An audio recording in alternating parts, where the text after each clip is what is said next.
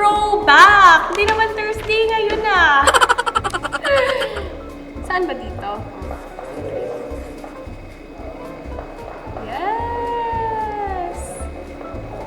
So ito, di ba atake ako dito. Ito yung mga times na slay pa si Cezi.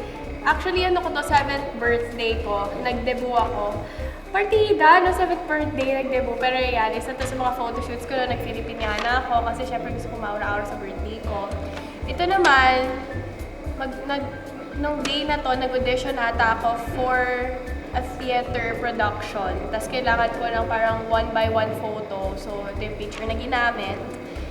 Ito, nung grade 3 ako, nung mga panahon na face-to-face pa ako ng school, yung mga panahon na brainy pa siya, matalino, gano'n, as a school girl.